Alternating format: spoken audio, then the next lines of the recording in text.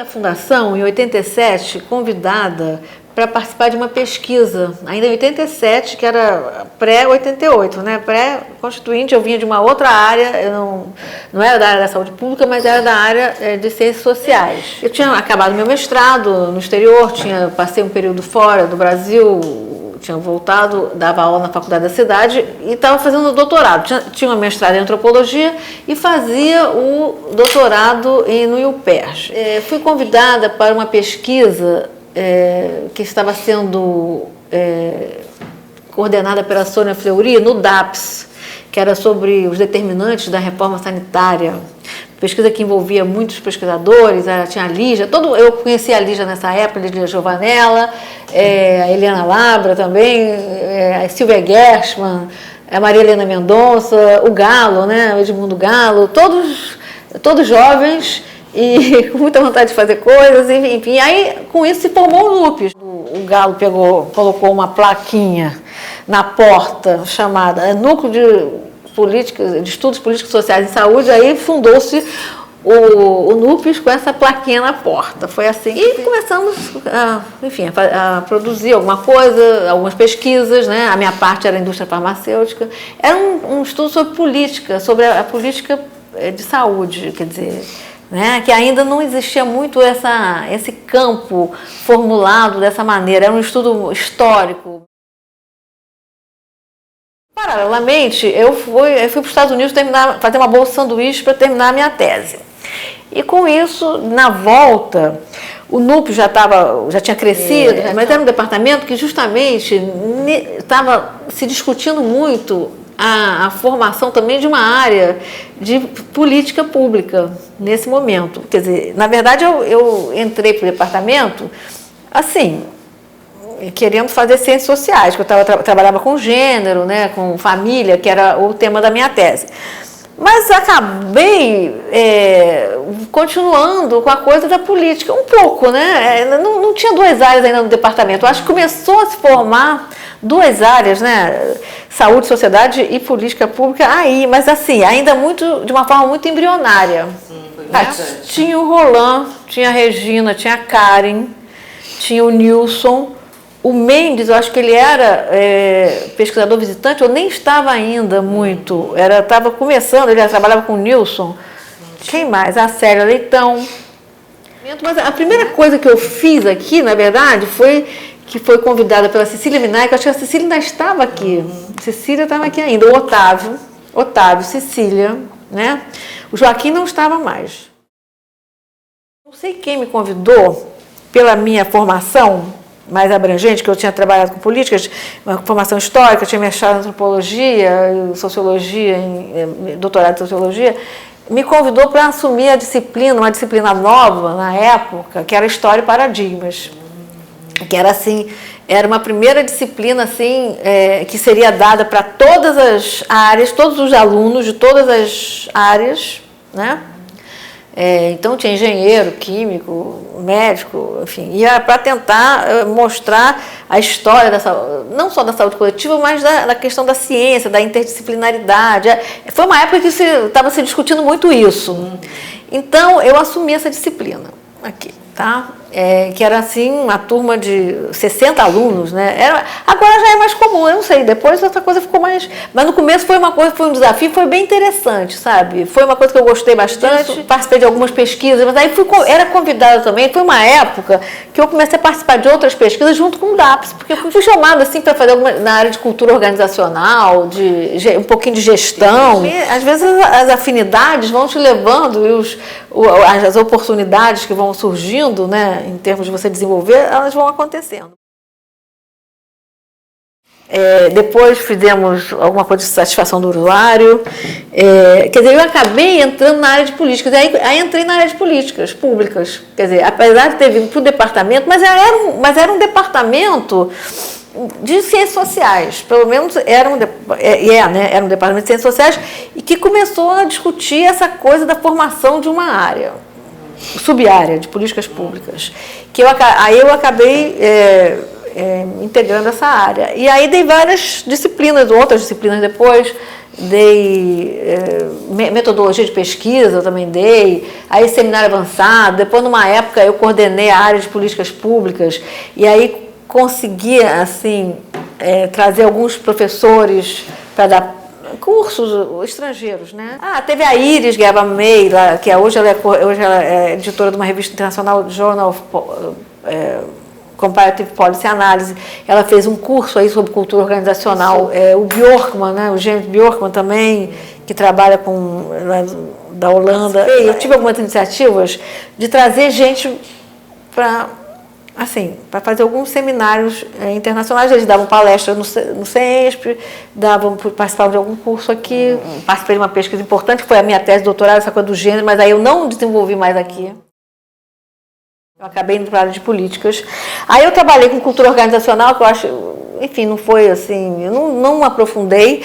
E depois satisfação do usuário também, senti uns incentivos, era PAPs, para pesquisas, que a gente conseguia bolsa para alguns bolsistas, para fazer algumas pesquisas para melhorar a gestão. Eu acho que a minha contribuição, talvez maior, tenha sido a coisa mais recente da policy análise, né? Essa coisa desse campo, da reflexão sobre o campo das políticas públicas no Brasil como um campo, como um campo de intervenção também, de análise, que dentro desse campo das políticas públicas você tem eu tenho um subcampo da análise de políticas, que é a incorporação do conhecimento produzido por vários atores, pode ser pela academia, pelos movimentos sociais, para a melhoria das políticas, para as políticas. Você pensar a política também, quer dizer, como você incorpora algum tipo de conhecimento mais efetivo, quer dizer, não é que isso vá mudar o curso das políticas, mas isso também ajuda a pensar as políticas. Então, eu acho que esse projeto Policy Analysis no Brasil, que virou um livro, que é como esse campo, quer dizer, que não é um campo, porque a análise de políticas ela é uma atividade que nos constituiu como um campo, pelo menos no Brasil. Ela é uma atividade que faz parte do campo das políticas públicas das ciências sociais. É quase como um campo da saúde coletiva, que atravessa várias... Você pode fazer vários outros campos disciplinares. É uma ciência social aplicada a vários objetos, que são objetos da política pública. Tá? Quer dizer, então eu acho que esse livro aqui, que foi justamente a Iris que estava organizando uma série internacional, Policy Analysis, em vários países, justamente para refletir sobre esse campo de atividades, que não é um campo institucionalizado, entendeu? Como a saúde coletiva hoje é um campo institucionalizado, porque tem revistas, tem congressos, a Policy Analysis não, tem um pouquinho, eles fazem alguma coisa assim, mas no Brasil não tem. Ele se faz a Policy Analysis dentro do campo das políticas públicas, mas a política pública, como uma disciplina, ela também é muito recente no Brasil. Quer dizer, quando a gente entrou aqui, no NUPES, por exemplo, naquele trabalho que a gente fazia de análises políticas, a gente não falava em política pública assim, naquele sentido da reflexão, porque a ditadura, o campo da política pública pressupõe um regime democrático para você criticar, você pensar na política, falar que atores tem, quais são os interesses que estão por trás dessas políticas, quais são os problemas que os governos enfrentam para implementar, o que está bloqueando, o que está favorecendo, como é que os movimentos sociais forçam, né, pressionam e conseguem ou não conseguem, entendeu? Então, a política pública como uma disciplina pressupõe uma sociedade democrática. No princípio, né? Para você poder ter liberdade de fazer essa análise, né? Quer dizer, no Brasil, então, esse campo ele só surgiu bem depois da ditadura, assim, da democratização. Tanto que a própria... Quer dizer, e às vezes muito, muito ligado à ciência política. E que não é necessariamente... ele não necessariamente se identifica somente a ciência política.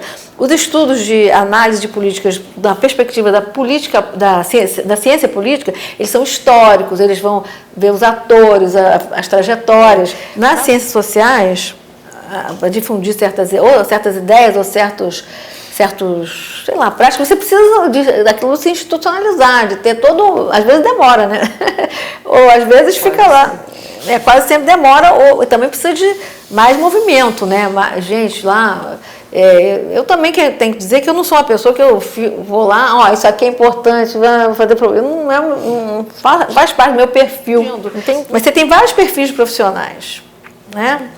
Então, eu sou mais um perfil mais low profile, né? Então eu acho que essa coisa da análise de políticas no Brasil, eu acho que foi importante. É uma coisa recente, mas foi importante e para a área de política pública. Né? Ela está dentro o tempo todo, mas ela não foi objeto de uma reflexão e uma teorização sobre ela, entendeu? Ela tá dentro, ela faz parte. A análise política está, por exemplo, o que a Abrasco faz? Os movimentos, aqui também as pessoas fazem teses, fazem uma reflexão sobre a política, fazem avaliação, fazem isso, mas isso não é visto ou não é pensado como uma atividade intelectual específica, uma disciplina específica, e ela tem uma especificidade em outros lugares. Aqui é meio misturado, porque a análise política é você incorporar algum tipo de conhecimento. Aí já tem também várias correntes, né? Originalmente era o conhecimento, assim, tinha que ser baseado em estatística, mais positivista. Agora, depois não, o discurso também é importante, a argumentação, enfim, todas aquelas disputas e aqueles conflitos epistêmicos, né? Ou disciplinares que existem nas outras ciências, nas ciências sociais, eles também se traduzem nesse campo ou nessas atividades. Porque você pega a reforma da Previdência, hoje você tem... O governo diz que não vai dar, que não sei o quê. Hoje eu estava vendo a análise da Jandira Fegali, por exemplo, lá, acho que foi uma sessão lá junto com o Meirelles, ela tem, quer dizer, mostrando que não é bem assim, quer dizer, tem uma outra visão analítica baseada em evidências e em dados. Hoje é importante que haja, quer dizer, o debate é mais informado, o que não garante nada, né? Não garante necessariamente qual vai ser o desfecho, né? Mas você tem um debate informado, e para ter esse debate informado de várias análises, várias perspectivas que vão informar um debate sobre uma política, você tem que ter uma democracia, né? Também, né? Quer dizer, aí você tem um legislativo, quer dizer, então, você tem que ter um poder de argumentação, que aquela tua perspectiva, aquela tua análise, ela é baseada em evidências, mas você vê que realmente a maneira como você analisa também vai mudar tudo. Né? Aí depois eu dei aqui na área de política também muitos anos, né? Essa teorias e modelos em políticas públicas, justamente para trazer um pouco essa discussão sobre a política pública enquanto uma disciplina, enquanto um campo disciplinar, que é um campo, política pública como um campo disciplinar, para aqui. E é uma disciplina que eu dei com a Eliane muito tempo. Ela continua, porque agora eu parei de dar. Né? Aí tem a Eliane, tem o Mendes, tem a Gabriela, né? Enfim. Então, essa disciplina também, eu acho que era bem interessante. Todos os modelos de análise de política pública. Como uma disciplina que não tem, quer dizer, fora das abordagens da ciência política, né? Tá? Porque são duas coisas que se convergem um pouco, mas não são a mesma coisa. Aí eu me afastei do DCS um tempo, quando eu também fui convidada, foi um convite, né? Também, para eu ser diretora de avaliação e monitoramento lá no MDS, no começo logo do governo Lula, do primeiro governo Lula. Quer dizer, na verdade, a minha trajetória aqui, eu estava assim, desenvolvendo esse pessoal que vinha de fora, o Bjorkman do Instituto of Social Studies da Holanda, mas aí eu fui para Brasília, a coisa também interrompeu, né? Né? Então, foi uma experiência muito boa. Foi a partir da minha formação em ciências sociais e em política social. Quer dizer, eu acho que aí nós criamos lá, eu como diretor e o Rômulo Souza como secretário, nós criamos justamente uma unidade de análise de políticas boa. Nós criamos assim, uma unidade de avaliação dentro de um ministério, mas uma unidade, era uma secretaria de avaliação e gestão da informação. E sempre foi considerado como a primeira secretaria, o primeiro ministério que passou a ter uma unidade só para avaliar os seus programas. Porque o Ministério da Saúde sempre avaliou, assim, mas era assim, de uma forma mais fragmentada. Cada secretaria fazia ou não fazia, enfim, era dependendo da vontade política, ou da necessidade, ou da orientação de cada secretário, ou do momento. Mas o MDS, quando foi criado, ele realmente criou uma unidade de avaliação e monitoramento para avaliar suas políticas. E foi realmente, por exemplo, fora das secretarias finalísticas, que aí você tinha a Secretaria do Bolsa Família, você tinha a Secretaria da Ciência Social, você tinha a Secretaria de Segurança Alimentar. Eram finalísticas, implementavam os programas. E a gente criou uma unidade para acompanhar. Fizemos a avaliação de inúmeros programas, os metodologias, tá vendo? Publicamos tudo. E fizemos uma coisa muito interessante, os dados das pesquisas, geralmente dados quantitativos, geralmente, né? Eles eram mandados tinha um banco de dados da Ampox, eles eram desidentificados e tinha um banco de dados da Ampox, que eu não lembro o nome agora, mas eu tenho o nome, naquele livrinho que conta como é que a gente montou o sistema de avaliação e monitoramento, aquele livrinho da Unesco, que eles ficavam disponíveis para qualquer pesquisador associado à Ampox poder usar. Entendeu? Então, isso era um contrato com os pesquisadores, que nós contratávamos. Nós não fizemos pesquisas, a secretaria, eram contratadas. Havia concorrência pública, enfim, tem várias modalidades de contratação das pesquisas, algumas maiores, outras menores, né? Então, eu acho que foi uma experiência muito boa, vinculada à área de ciências sociais, né? Se instituiu já essa questão da interdisciplinaridade, né? Isso é muito importante, eu acho que isso aí se institucionalizou, foi importante, e acho que o Departamento de Ciências Sociais, aí eu vejo a Cecília Minaio, teve essa importância, né? O Joaquim, que vocês falam muito, eu não conheci muito, mas assim, a importância dessas abordagens mais interdisciplinares, né? O que não é uma coisa simples, né? Mas é importante. E também a crítica aos modelos estrutural funcionalistas, né? Isso aí também era assim, na época era isso, né? Até você introduzir a questão do sujeito, do indivíduo, era muito relegada, né?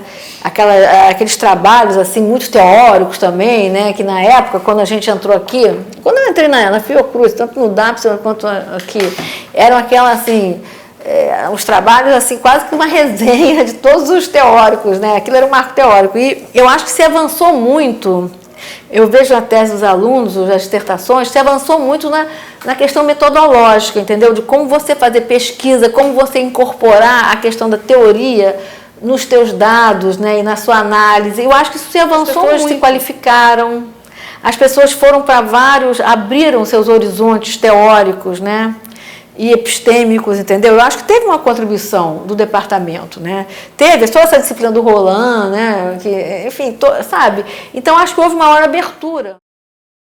Agora, eu acho que eu posso continuar dando contribuição. Eu acho que esse sentimento de liberdade é bom, mas é bom a gente continuar também podendo contribuir com o que a gente já sabe, que a gente já tem uma certa maturidade. Sim, né? Eu acho que a ENSP e o departamento, e a ENSP, ela tem muita liberdade para os pesquisadores. Eu acho que há liberdade para você fazer o que você quer e que você produzir, né? No sentido, eu acho que essa cobrança de publicar é boa, eu acho que tem que publicar, tem que trabalhar, eu acho que é importante trabalhar em conjunto, eu acho que isso aí podia tentar fortalecer essa coisa de trabalhar, de compartilhar mais. Eu acho que o DCS tem uma história que vai, assim, boa, né?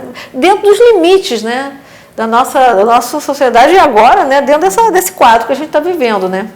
Que é um quadro trágico. Pois é, e tolerância, acho que tem que ser um pouco mais tolerante com as pessoas, com as coisas, assim, tentar entender um pouco, mas às vezes isso é só com a maturidade que vem, né? Eu acho que aqui a gente já se preocupa bastante com as questões da desigualdade, as questões do Brasil, repensar a questão do Brasil, das desigualdades, mas isso já se pensa aqui. Eu acho que tem que aprofundar mais e tentar ter talvez mais um papel de protagonista mais, né? O que não é fácil também, em produção, mostrar, olha, com dados, com conhecimento, né? Também que não é tão fácil assim, mas tentar, com a produção acadêmica também, porque qual é o papel da academia, né? Ela tem um papel político, ela tem um papel também de produzir conhecimento, quer dizer, juntar as duas coisas nem sempre se dá no mesmo ritmo, né? Num ritmo ideal, mas tentar juntar essas duas coisas, né?